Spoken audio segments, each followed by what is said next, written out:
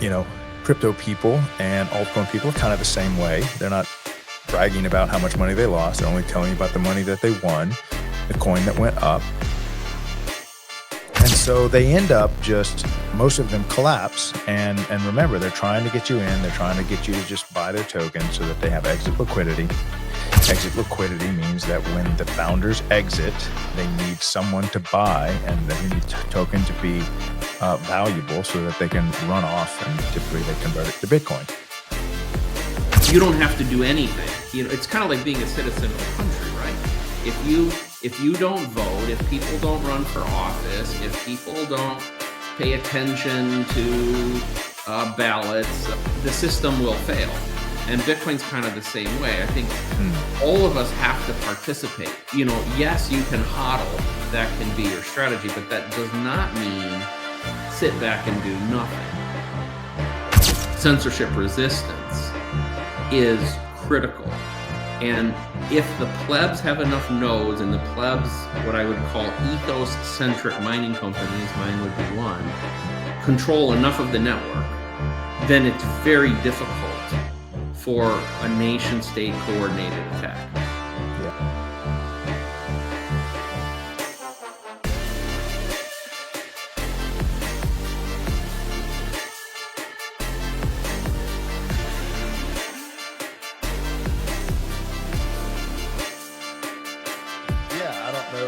Oh, okay, we're back live. Got a friend of mine, Bob Burnett, met him over at Brad's mining summit that he had in Nashville.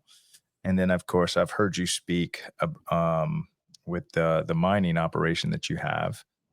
So now every time I listen to you talk or I hear you talk, I'm like, I need an interpreter sometimes. So I'm gonna Well, if I do that, slow me down, we'll back it up. And I'm going to ask all the dumb questions. I'm gonna be like, what does that mean? What does those three letters stand for? I have a lot of people, when I try to explain Bitcoin, they say I'm talking over your head. And that's how I feel like when I talk to a lot of the developers. I am in Nashville right now at the BitDev monthly meetup. Yeah, great. So a lot of good people here. Wonderful. But wonderful. Yeah, that's one of the Bitcoin epicenters, obviously, is. Yeah. I was trying to tell everybody the different locations where they meet. I know they've got a good one in Austin, good one in Nashville, New York, LA. Yeah. Do they have one in Denver? Well, there's I actually just was at a conference at in Denver. On heat reuse. So we did a weekend. It was a mining focused thing, kind of focused on the plebs and reuse. And this is a little BitX, so there's a lot of activity about and discussion about that. They won one recently. Didn't they solve a block recently? Somebody with a BitX? Well, I believe there've been two now. Yeah, that was the second one. BitXs, yeah. So, which is awesome. I mean, that's I don't want to take the conversation into one of these rabbit holes right now, but it's very, very important for people to participate. And we need that. Individually, this is a meaningless device. Right. Collectively, it can do a lot. Right. It adds hash power to the network, which is good.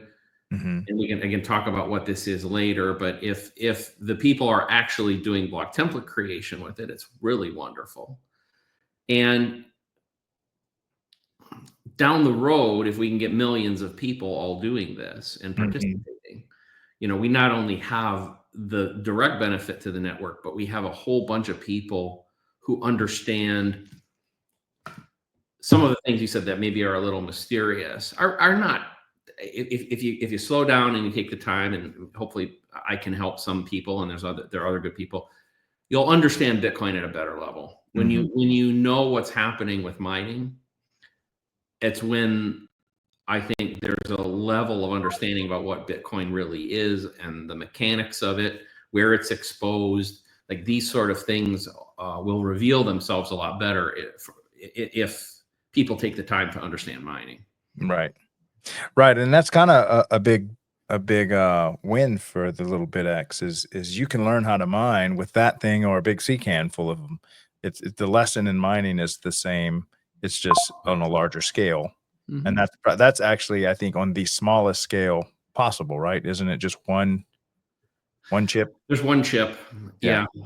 Yeah. It's there's something called a nerd miner, but it really doesn't do anything. You Mhm. would learn some the mechanics, but you'll never win a block. It doesn't actually Right. produce enough power. But these actually theoretically you have a shot, right? Right. It's Little lottery ticket. it's a lottery ticket. But one of the things, I was listening to you as we were trying to work through the things, and I think Mhm. one of the things I'll say just in general about Bitcoin, I think is an important thing, is that I think like the word hodl. I think the word hodl, as important as it is, I think sometimes it does damage. Mm. And the reason is that I think it perpetuates and encourages people to not participate. There's this perception like, oh, you can just buy Bitcoin and you sit back and you let it rip and hold it for 10 years and you'll be wealthy. Well, it's kind of like abdicate. That's almost like saying, though, that to that individual, like, you don't have to do anything. Mm. And it's kind of like being a citizen of a country, right? If you don't vote, if people don't run for office, if people don't pay attention to ballots, then the system will fail. And Bitcoin's kind of the same way. I think Mm. all of us have to participate. Yes, you can hodl. That can be your strategy, but that does not mean sit back and do nothing. Mm. And so now different people can contribute in different ways. That can be through education, that can be through mining, that can be through being a dev. There's different ways that you can participate and make the network stronger. But Yeah. I think Right. it's a selfish thing to Mhm. do that, to assume that, oh, I'm going to just let all these other people and organizations take care of this and I'm not going to do my part. Yeah, I'm so glad you're saying this. Call to action, calling all Bitcoiners. Trust me, if you are breathing, you have enough skill set to contribute to this network. Um, Yeah. all of us have skills. All of us have creative minds. Obviously, you're in the Bitcoin. You are a producer. That means you made more money than you needed to spend. So you've got a little excess energy, and we need it. We need that the social cred, we need the mental capacity, we need the creativity, we need the networking ability. If you can make a podcast, and if you can't do any of that, then host or help the host at a Bitcoin meetup. You can put Yeah. out flyers, you can welcome people, you can make sure people feel, Yeah. they're not a stranger when they come to me. There's always something you can do to grow something that is protecting all of us. Yeah. So, I think if you, yeah, I think we're very much thinking the same way. And I think this concept of being a citizen, like when exactly. you could think of it as a citizen or you could think of it as an ownership, but like, Yeah. you you can't, I should say you can't. I believe it is morally wrong, Mm, ethically wrong yeah. for someone to do that. Well, And I think it's kind of the concept where you have some of these countries where everybody has to serve. Everybody's got to put in 2 years of military yeah, service or something like that yeah, because yeah, we want a safe country. If we want to be protected and we want our citizens to have the skill of protecting our nation, then everyone needs to put in 2 years. And in the same fashion, wouldn't we want all the Bitcoiners to know how to run a node, run a mine, put on a meetup, contribute in some way? yeah. Um, so yeah, 100% agree Yeah. on that. Yeah, and yeah, I mean, if all else fails, then there are some, organizations that you can, make a nice donation to the Bitcoin Mhm. Policy Institute or Satoshi Action Fund or the Digital Chamber. They're at a minimum do that. Yeah. Like, if you can't do all the other shit, then, Show up and take out the trash at a Bitcoin. I was at one today and they had a lady said, "Look, I'm in charge of cleaning up everything. So if y'all could just put your stuff in the trash can." I mean, there's so many things you can do. yeah. There's always, or volunteer at a lot of the Bitcoin events. There's always these national events. Go to one, volunteer, just help them put on the event. Yeah, Yeah. absolutely. All right, so let's get into. I wanted you to explain a little bit, maybe entry level. What is mining to someone when they ask that? So this is a new Bitcoiner. I have a ton of new Bitcoiners on my channel, and many of them are from municipal government because I have another much larger podcast just for Parks and Recreation nationwide. So if you're here from Parks and Rec, welcome. This is my crazy Bitcoin family that I'm also a part of. And so they're asking me, what's this thing about mining? What's your entry level conversation with someone asking a mining question? So mining has three main responsibilities.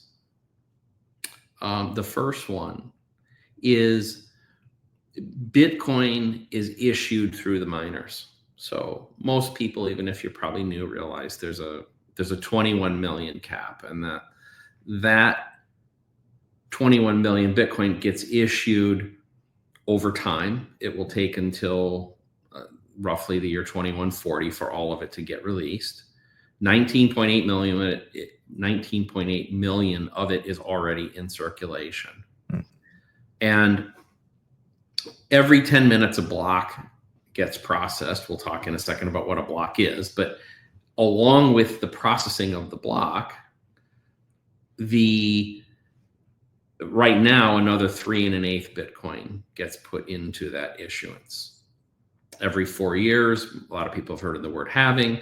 What that refers to is that number being cut in half. So we're about 3 years away exactly from that occurring again, at which point it will be 1 1/16 Bitcoin.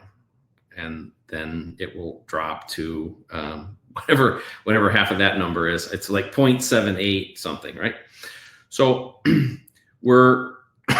so that's first of all, it is the mint or the treasury. It's the way the issuance of the money gets into the system. The second thing is it creates the blocks. So what's a block? A block, at any one point in time, let's say I want to send you 1 Bitcoin, Craig. Mm-hmm. I would initiate that transaction, and I would digitally sign it with my key. It's kind of the equivalent of writing a check and signing it. Kind of think about it that way. At which point that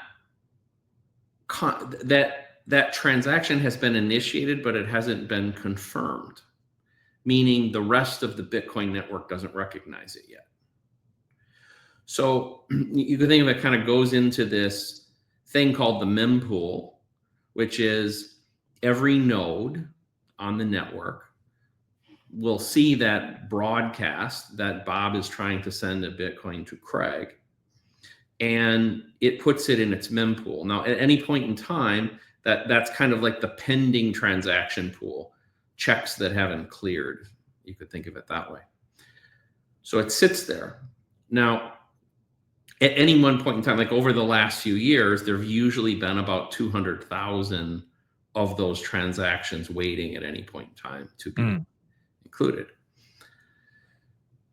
The blocks, though, the miners then, let's pretend a block just got created, and now it's time to do the next one. So what will happen is each miner can look into the mempool and select approximately 4,000 transactions, any one they want. They can pick any one of the 200,000 by whatever criteria they wish. And then they start to try to mine it. Now, the process of mining, and this gets a little kind of mysterious, and I'll probably oversimplify it, but basically what we're doing is we create this block of these 4,000, and we start performing what's called the hashing function on it. We use a specific algorithm called the SHA-256 algorithm. And what we're trying to do is take a hash of that, and what the hash does is it's an algorithm where we take all the data in that block and we push it through an algorithm that results in a number. And if that number is smaller than what's called the target difficulty, then it's accepted. But the network is programmed for that to be a very difficult number to find, something smaller than that number. And so on average, it's set up so that all the computing capacity of the entire network will result in one of those approximately every 10 minutes. So we hash it, and let's say we don't get the desired number. Like, I'm the miner, I don't get the desired number. Well, then what I do is I inject a random number into that and kind of add it to the block, add it to the transactions, and I hash it again and see if that number is lower. Eventually, somebody finds one, though. Okay, whether it's me or it's somebody else, they find. And this is the whole globe of miners doing this simultaneously. Yep. And theoretically, they could have all chosen 4,000 different transactions, and they're racing against each other to try to win the block. Because the winner of the block gets the 3 1/8 Bitcoin plus whatever the fees associated with that transaction. So there's a big financial incentive for that to occur. Well, if I win the block, I notify the network immediately, I found it. And I provide the proof that I found it, the cryptographic proof of it, which all the nodes of the network then confirm.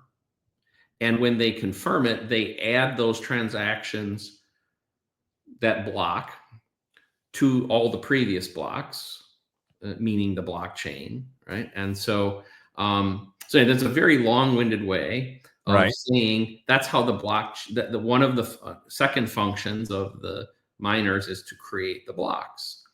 And it's the responsibility of the nodes to validate them. And so maybe let's go into that. So that's the miners explain. Now, what do the nodes do? Well, let me give you one. I got to add one other thing that happens. Inside that block,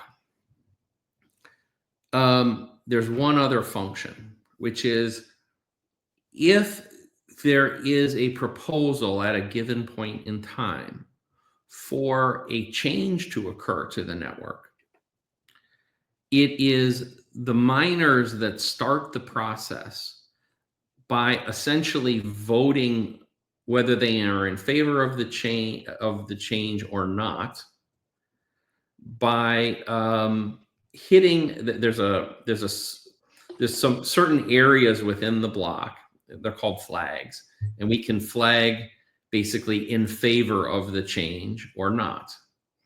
And so usually what's happening is, like, we had a big change in the network about 8 years ago called SegWit. And it's through that process when, forgive me if I'm wrong, but I think it was when 90% of the blocks within a 2,000 block period or something on that order all said in favor, then the change was considered adopted. And we had to reach that level of 90% of the blocks hitting that level by a certain date. Otherwise, it was considered rejected. Okay. So, however, that process, it's kind of like we have a House and a Senate. So the miners are kind of like the House. So you know how, like, when a bill gets passed, the House creates the bill, but it still has to get through the Senate. Right? It has to be confirmed by the Senate. The nodes are like the Senate. So the nodes, now the nodes are sitting out there, and there are tens of thousands of them. And anybody, by the way, anybody can be a miner and anybody can be a node. It's up to you, and I encourage you to be one. So you can do this at your home. If you got electricity, internet connection, you're in business. Yep. I mean, you got equipment and stuff, but you've got what it takes. Yep. Now, the purpose of the node is, as an individual, you have an entire record of every transaction that ever occurred from the Genesis block in January 3rd of 2009, when Satoshi started this thing, through today, you can literally see every single transaction. You can audit the issuance of the money supply and make sure that the schedule that we're on has never been corrupted. So just to highlight that, put a little fence around it. How many times have we said they need to be audited? They haven't been audited. They failed an audit when it comes to describing businesses, your person, your state, your city, your nation state, whatever. And Bitcoin's audited globally every 10 minutes. Yes. And anybody in the world can join in and do it themselves. And you're right. It's the equivalent, like the Fed's never audited. DoD never passes, is audited, never passes. Never passes the audit. Fort Knox, nobody knows if the gold is there or not, right? So in Bitcoin, none of those things exist because it's an open protocol. It's now, how do you describe that? It's public nature. It being just open for anyone to verify, open for anyone to participate. It's just an open system. So it's not like a closed system where only a certain few people get to see the inner workings or the books or what's going on or who's paid what, when, and where, and why. Whereas in Bitcoin, no, you can see all of it full 24/7. Anybody has access to it, no matter where you are. It's decentralized. I mean, however, this is kind of, I talked about the House and the Senate, and I think this is a good way to look at it. So whether it's flagging for a change in the protocol, or whether it's even to accept the blocks themselves from the miners, it's up to the nodes. So if we're talking about a protocol change, but the same thing could happen with a block. So just because the mining, we'll talk about the block here, or we'll talk about the protocol change. Even if the miners start flagging, hey, we're going to accept the protocol change, if the nodes in mass start rejecting the blocks of the miners, that it's a messy situation, frankly. But what ends up happening is the miner really doesn't get paid. So remember when I mentioned the 3 1/8 Bitcoin to the miners? This is a subtle point. The miner doesn't get that till 100 blocks after the. So in other words, if I mine a block right now, I'm the winner, quote unquote, the winner. I actually don't get access to that 3 1/8 for another 100 blocks. That's roughly 1,000 minutes. Yes, correct. Yeah. So almost a whole day, right? It takes almost a whole day for that to occur because there's about 150 blocks a day. So, so 2/3 of a day, 18 hours or something like that. And the reason is that the network, Satoshi's design says, well, Bob, you won the block, but we got to make 100% sure that all the nodes are accepting the block that you produced and that nobody has done what's called mining over it, or it hasn't gotten orphaned, or these are a little more technical. But in simple terms, it's like making sure the check really cleared. Like, can we go back to that? Like we got to make sure that has happened. Final settlement. Is that part of kind of the final settlement that really doesn't take place? Well, I'm only talking about the payment to the miner. But it's also why we say, like, let's say, Craig, I was going to buy your car. Well, and the price was 1 Bitcoin. It was an expensive car. Well, my advice to you would be, you do not want to hand me the title to the car probably until about 10 blocks have actually been processed. Don't give me the keys or the title for like 10 blocks, just to create, again, that same level of confidence that this thing's not going to get reversed. It's kind of like the same thing. You wouldn't give me the title if I had handed you a personal check. You're going to wait quite a while. Now, Bitcoin, if you think about it in that context, Bitcoin, which is sometimes perceived as slow, the problem when people say it's slow, they are comparing apples and oranges, because Bitcoin achieves transaction finality like I said, roughly in 10 blocks. The payment to the miners is kind of a special case, but but if you think about it, it's like roughly 100 minutes is almost like worst case, right? In 100 minutes, you can achieve an irreversible, immutable transaction finality. That's very different. So when people say Bitcoin's not fast enough, it doesn't scale, they're comparing things like a PayPal payment or a MasterCard payment or a check. Those things take days, weeks, and months to achieve the same level of finality. They have the appearance of being fast because when you go to Best Buy and you buy a TV and you give them your credit card, right, and you walk out the door, you kind of feel like the transaction is done, and the seller, Best Buy, kind of feels like the transaction is done, but it's really not done, right? You get home, the TV's a lemon.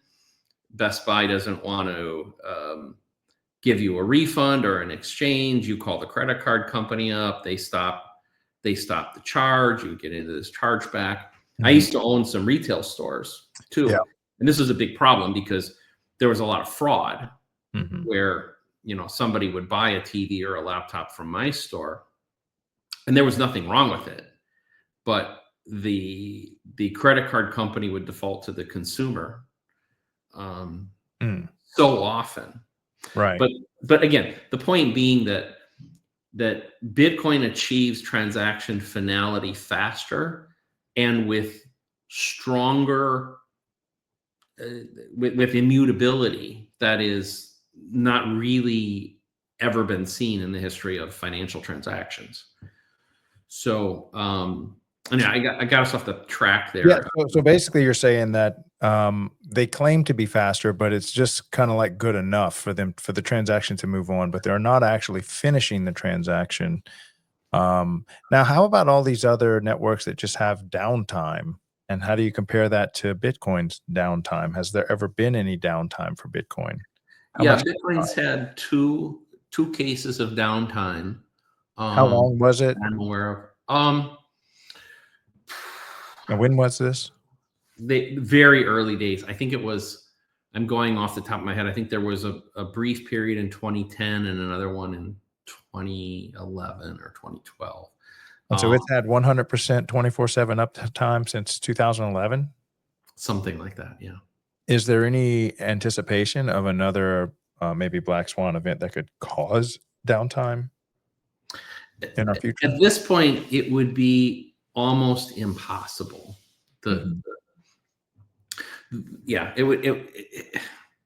It's almost impossible. I mean, outside of like a massive, I don't know, global grid scale internet somehow blacks out kind of thing, is that the only thing that could really slow it down?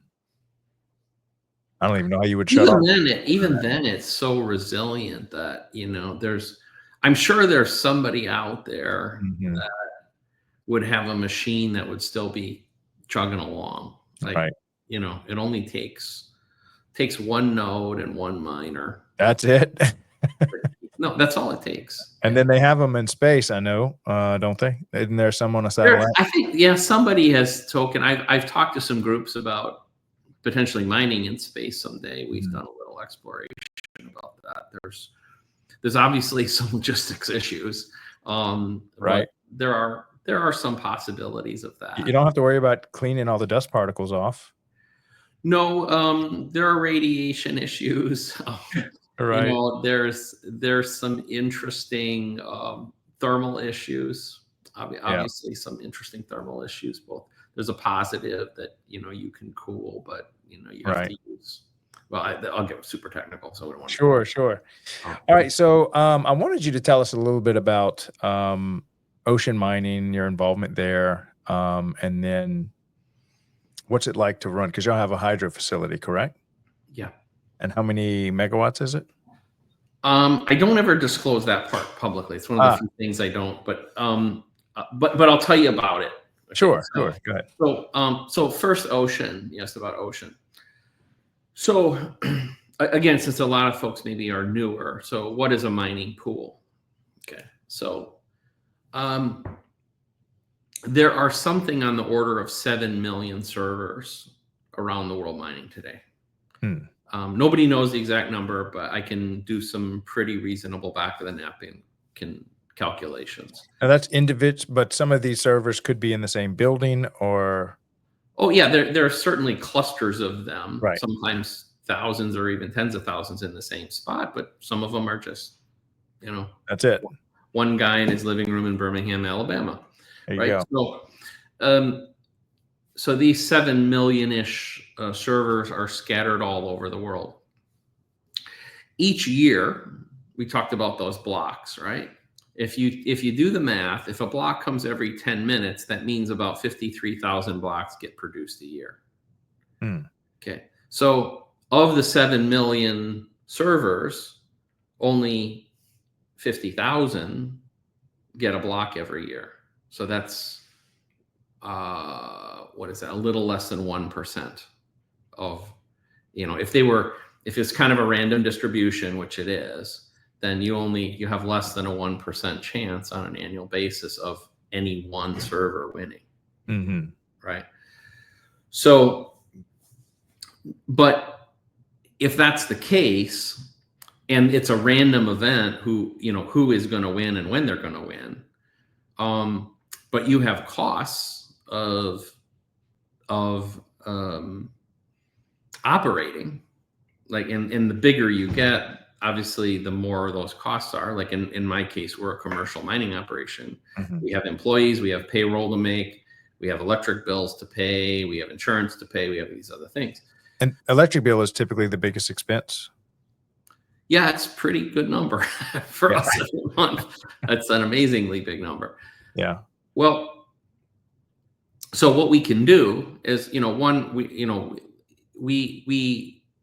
the bigger we are, the better our odds are. But even then, we still have a problem. So what we can do is we can pool, kind of the way that people in a lottery. Let's say if you ever worked at an office where the Mega Million jackpot's at $1 billion, right? And everybody throws in the office, 50 people throw $5 into the pot. And maybe one guy puts in 20 and another guy puts in 60 and another guy puts in 5, right? But they're all buying a percent of the pot. Right.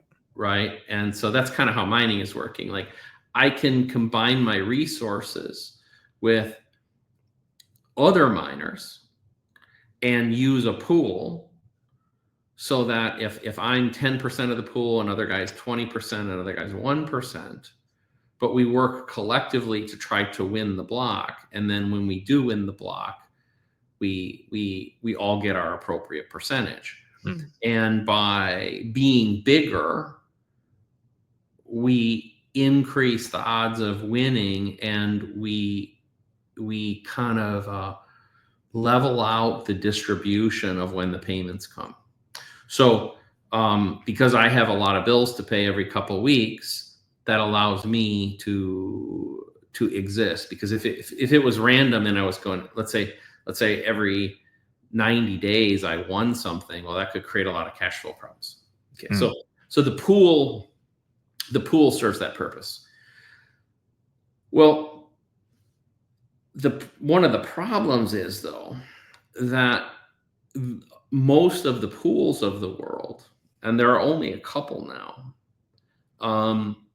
have taken to where the people contributing hash rate to them have just turned over the responsibility of what's called the block template creation, which in simple terms is which 4,000, I mean, we talked about that, which 4,000 transactions are they going to pick? And on the surface, that might not seem like a big deal. But if at the end of the day you get where we are now, there's actually a bit of a concern. Two companies, one's called Foundry, one's called Antpool, now make up well over 50% of those two pools combined make up over. Sounds 50%. kind of centralized. Yes, exactly. It's a centralized function. Yeah. And now, and then if you add the top 4 more, like say the top 6, now we're talking about like 90% of the world. Wow. hash rate, you know. So there's only 6 unique templates being created, you know, that represent 90% of the hash rate. So now, and those 6 organizations, 4 are Chinese and 2 are US. Okay. So we have the theoretical possibility. It's not happening, but the theoretical Is possibility. there still a lot of mining going on in China, or did they run all that out? No. There's probably 25-ish% of the world. Wow. Yeah, the perception was that they made it all illegal. They all left and came to Houston and Canada. So there's still Well, they did breed. Well, I would say it never turned off completely. My guess would be about 10% of it. So they had it roughly half at one point. They banned it, but maybe 80% of the people left, but 10% still continued to hash. And then they've kind of softened, and some has, you know. I wonder why they do that. They kind of squash it and then they allow it to grow and then they squash it again. This has been a couple of cycles for China, hasn't it been? Yeah, well, it's similar to people don't understand it, and they're threatened by it. And at points in time, I think in China especially, there were some miners that were abusing it, where they had a lot of excess power. I think there was a lot of corruption going on, where deals had been cut, where some of these mining organizations were getting free power or very close to free power, providing kickbacks to bureaucrats. And because in those countries, by the way, power is a state-owned function, right? So, you know, which by the way, most countries of the world, that's the way.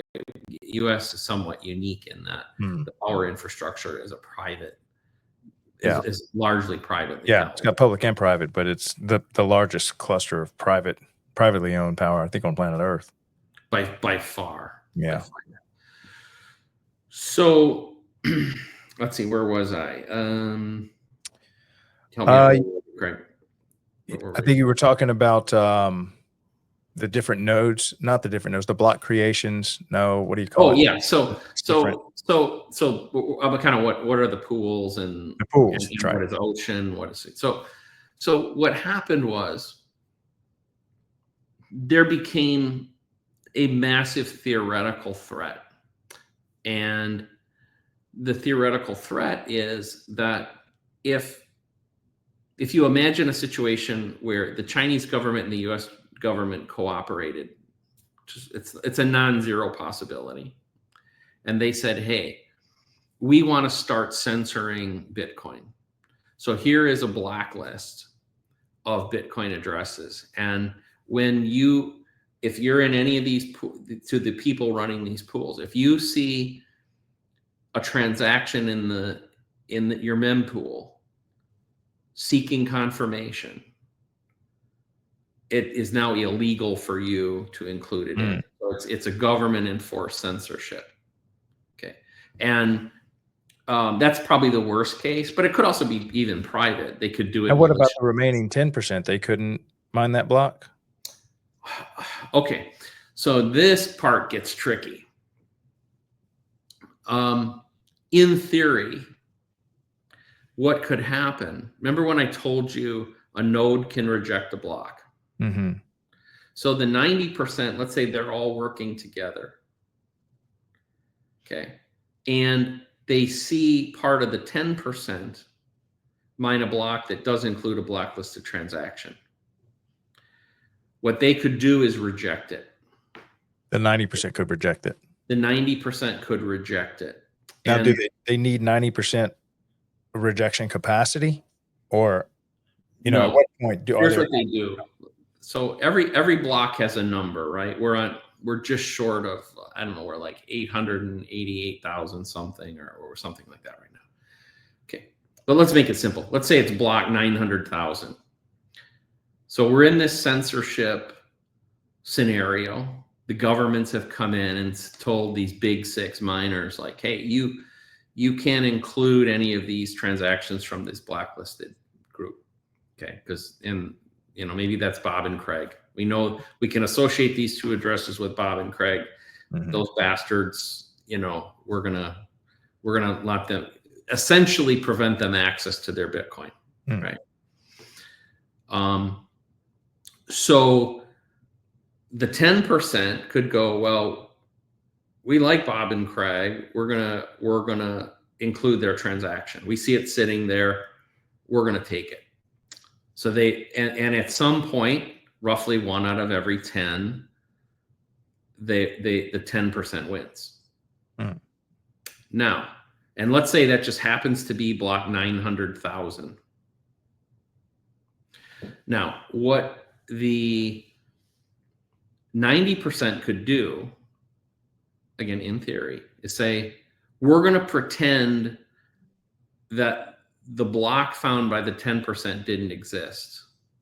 We're going to do our own, we're going to keep mining our own block 900,000. And in theory, we're gonna then mine block 900,001, 900,002, 900,003, and we can do all that before the 10% would find block 900,001. And what the nodes would see, one of the interesting things about Bitcoin is nodes by default, but they can be changed.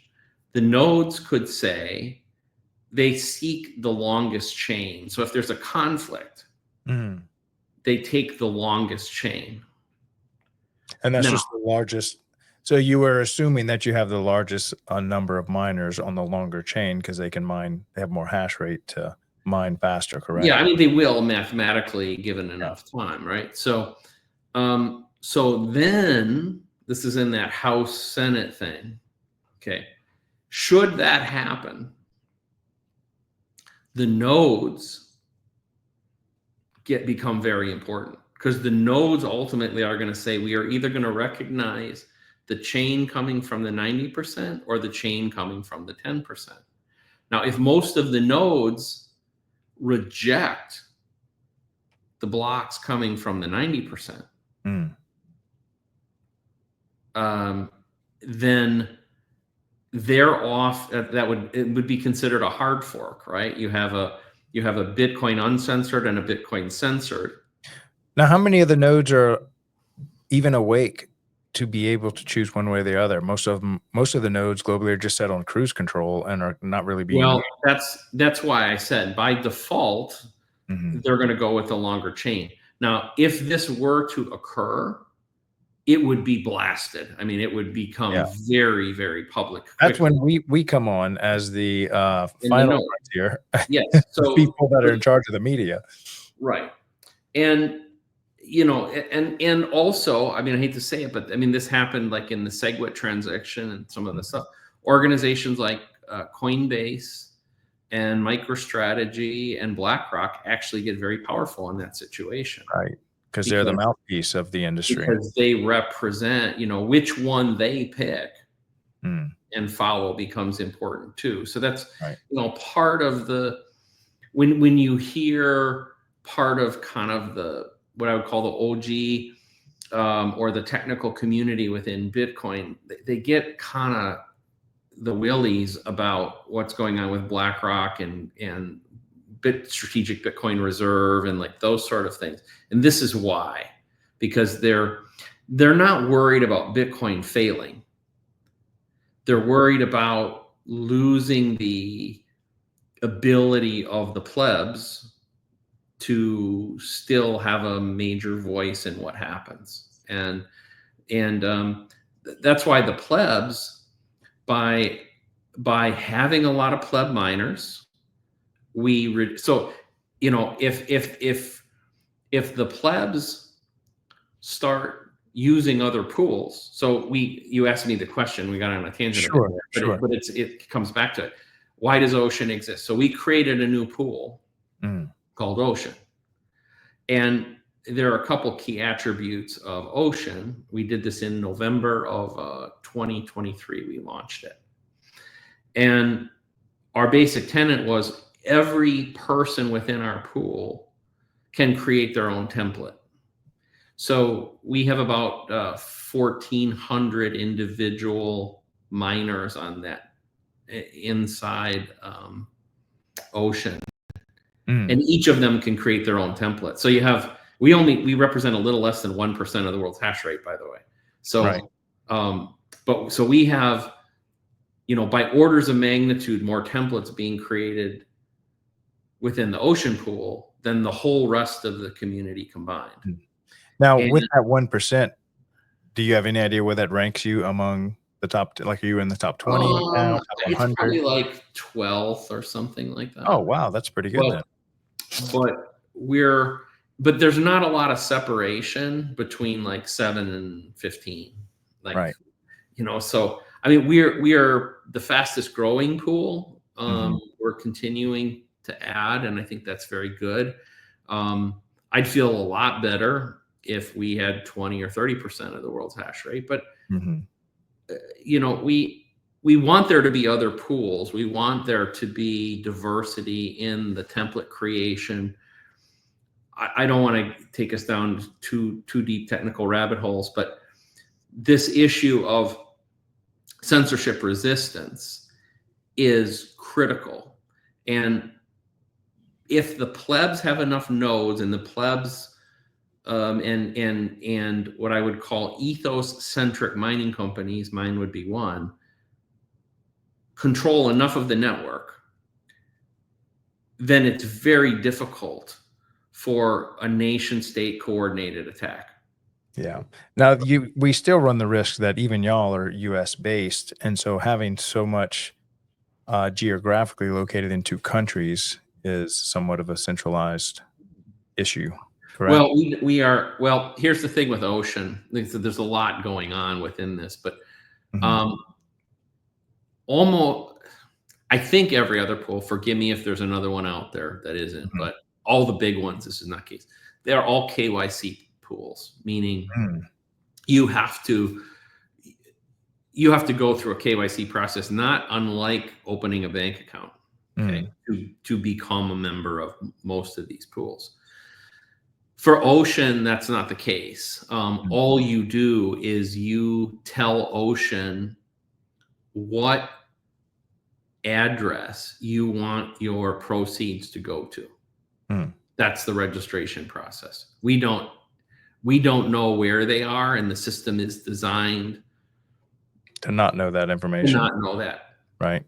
We, by the way, also have servers. I don't want to say too much about it. We have servers not just in the US, but in other jurisdictions around the world too. And you not collecting or knowing or collecting that information, that protects you as well, because if they come to get all your clients' information, you're like, we don't even keep that information. Yeah, and it's kind of an extension of our belief that there is a certain level of privacy that we're all entitled to, and that this is just an extension of that there's no, like, we don't really care. You provide the work to the pool. You provide 1% of the work to the pool. You deserve 1% of the money. We don't care where you are, or who you are, or how you created that hash rate. We don't think that's appropriate for us to interrogate. You were part of the pool. You did the appropriate amount of work, and you should get paid. And no government and no corporation should get in the way of that. Now, where do you think, as Bitcoin pursues, at least 5 or 4 cents per kilowatt energy globally, where do you see it going outside the US and outside of China?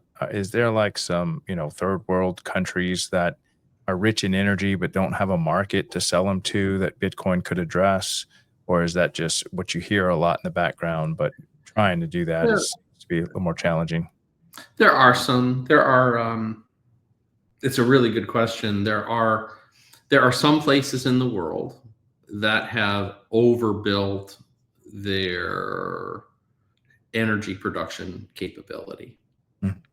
and they either haven't built the transmission part of the, in other words, they built the Many hydroelectric times dams. more expensive than the actual Yeah, transmission. well, transmission's, you know, expensive, and Mhm. so they either haven't built that, and or they just frankly don't have enough customers, even Right. if they have the transmission. So some of those places have opportunities. Now they tend to be places with what we call high jurisdictional risk, which means they tend to be lesser developed countries with more security issues and more risks of nationalization. And so, you know, there's So a, the government being corrupt could walk in and say, "Oh, that's mine," and then you're yeah, just out of it because you're in there. You have no legal recourse or not much, I would imagine. yeah. And, you know, in, you know, an operation, even a relatively small operation, let's say you want to put a megawatt worth of mining equipment into one of these facilities, it's probably a seven figure investment there. Right So at about 1,000,000 or half a million. I mean, yeah, 500,000. it it's probably depends on what equipment, but I would say between 1 and 1.5 million Per megawatt. per megawatt just for the servers. Mhm. Now, the you know, where are we going though? Like you're correct that like 5 cents per kilowatt hour is no longer, like, for me, I'll say Mhm. this. Like if a new opportunity comes up at 5 cents per kilowatt hour, I am not interested. It's When is everyone interested? Like around 3, it's a crazy good deal. Of course, free sub, energy, sub obviously. four. Sub four is interesting. Sub three is where it gets, you know, really That's interesting. where people start from flocking towards Yeah. it. So now at Well, sub 3, you're probably looking at security issues, you know. well, it depends on where you are. So, you know, one of the things that my company, which is called Barefoot Mining, what we specialize in, and like you mentioned, our hydroelectric facility, Mhm. we specialize in what I call wild mining. And so, wild mining means we operate in a permissionless manner. We are not captive. The opposite of wild is captive, right? So Mhm. if you're captive, you are dependent on somebody else to either do their job or to give you permission to get access to it. Meaning So you usually buy the lease on the energy, or you buy the oil well, so you own the energy, and then yeah, I own the hydroelectric facility. I buy the oil well. Mhm. You know, those are great examples, So right? then you can take a generator, a genset, throw it on there, feed it into your miner, and no one's Yeah, can stop you, I right. guess. I mean, unless a Well, government comes in and takes all your stuff. yeah, I mean, there's always a somebody's pointing a gun at your head scenario, Right, right. but it's it's a lot harder for a bureaucrat to get in your way, Mhm, which I think is the more legitimate threat. Whether mhm. that's, if you're in the U.S., that threat is somebody like Elizabeth Warren, who, you know, hates our guts and Right. wants to, you know, tax us, shut us down. You know, Biden was the same way. Everything in the Biden administration and the previous was that way. That doesn't mean I think that we should feel like, oh, we're in the clear because the Trump administration appears more friendly right now. I think that's a very common attitude within the industry right now that I think Mhm, is very dangerous. mm. That people are taking their guard down. Yeah, And he's just at best case, Trump is providing 4 years of cover. You better take advantage of it while it's yeah, here. but you know, I'm in a business that, yeah, it doesn't even exist in a 4 year business. Like if we go drop $1.5 million, $2 million on a small site, Mhm, um, I'm looking at probably wanting 5 to 7 years on the low side of mhm. operation, or I'm not interested. And I really want 10.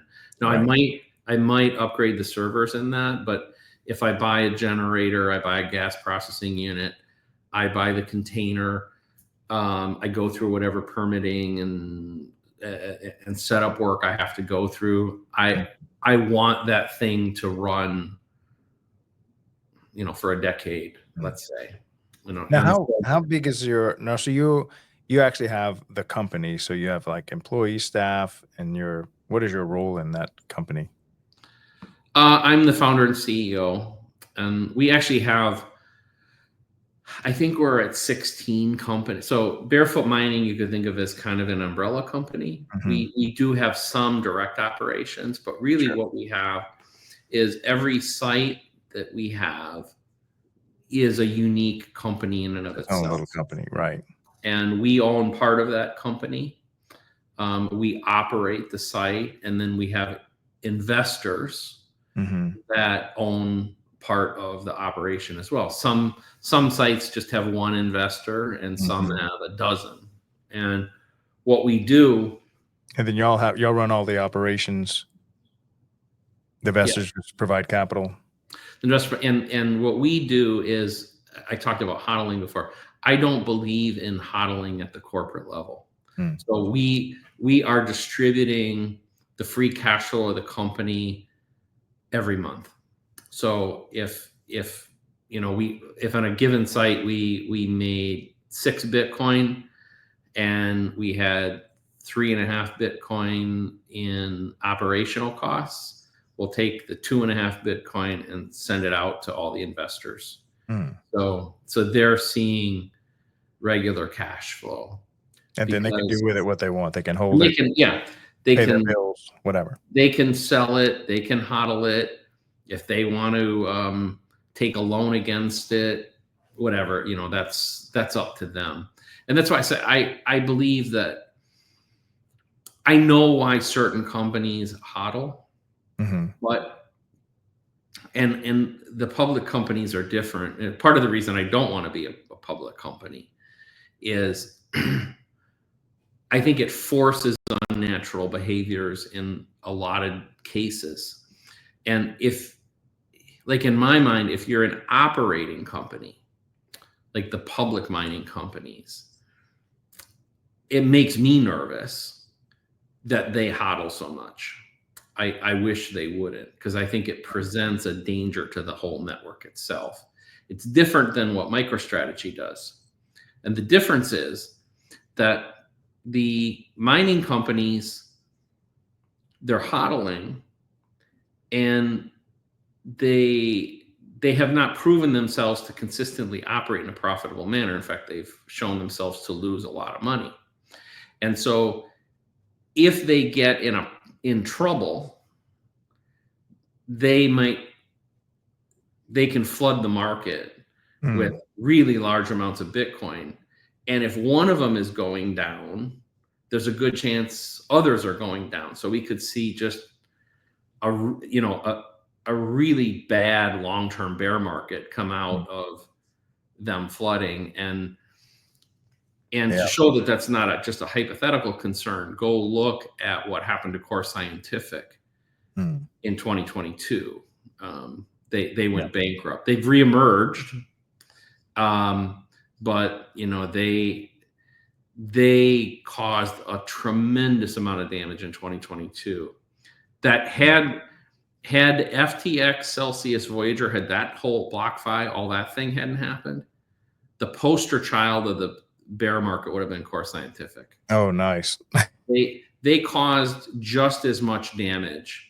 Yeah. But Sam Bankman-Fried and the FTX debacle and some of those others, they just stole the Luna. They kind of in a funky way stole the spotlight from Core Scientific and let them off of the hook. But well, look, we're coming up to the end of the hour. I wanted you to give where are you posting your content now? If people would like to find more of your stuff, are you active on X? Do you have a YouTube channel, or where? I know you're trying to getting into doing more content, right? Well, you see it over my shoulder. It's called Old Man Yells. It's if listening to me rant and rave, it's a monologue. I don't have guests. It's just me ranting and raving.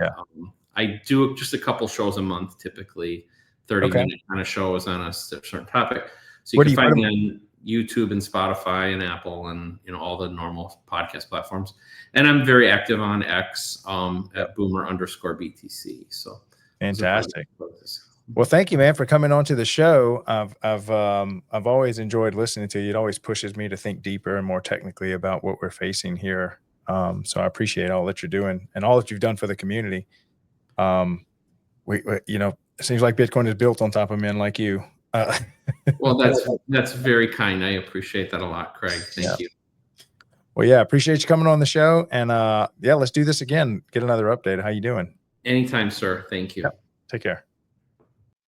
All right. So that was Bob Burnett. He is one of the legends of Bitcoin, also heavy into mining. As you can see, he's one of the guys that's analyzing the weaknesses of Bitcoin, how we can improve it, and years in advance, identifying problems, identifying weaknesses, identifying threats, and pulling their resources and teams together to do something about the real threats before they even get here. And that's why I'm like, when people talk about Bitcoin getting hacked, I'm like, I'm not saying there's no weaknesses to Bitcoin. I'm just, as the global threats come rolling in, they're threatening all assets. They're threatening all wealth, and Bitcoin is easily not the softest target. Bitcoin is the hardest target. It's the hardest target because of men like Bob Burnett, and there's Bob Burnett's all over planet Earth doing similar things to what he's doing. There's coders, there's node operators, there's miners, decentralized all over, the Bitcoin holders, there's wallets everywhere.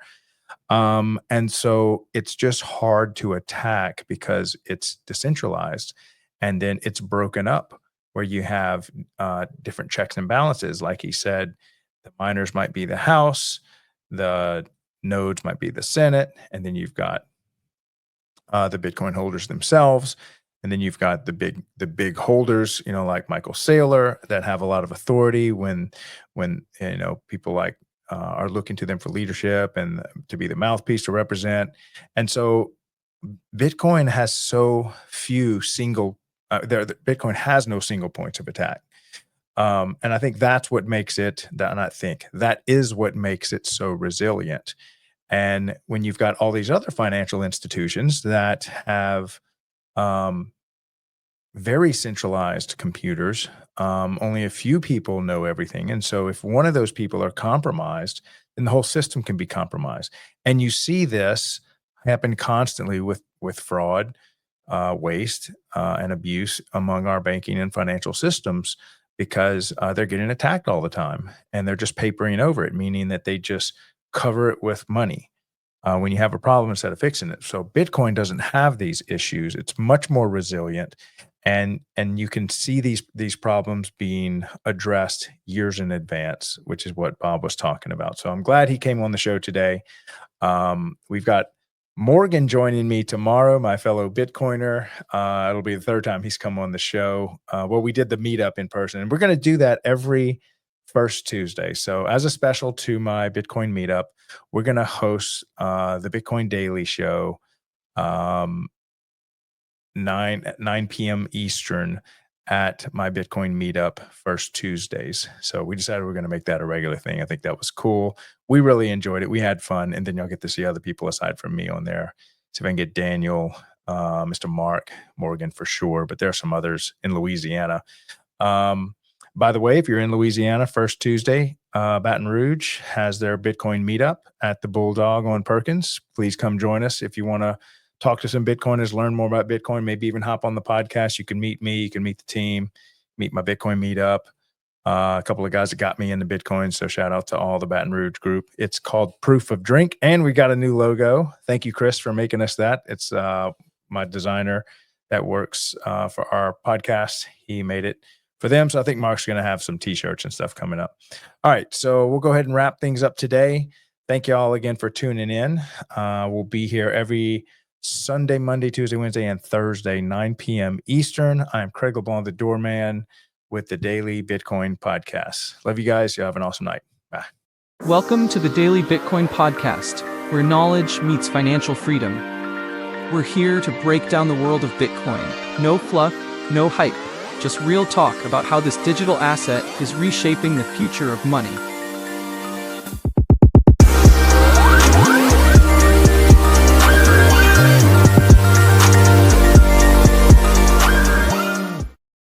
Inflation is stealing your purchasing power, but what if there was a way to fight back?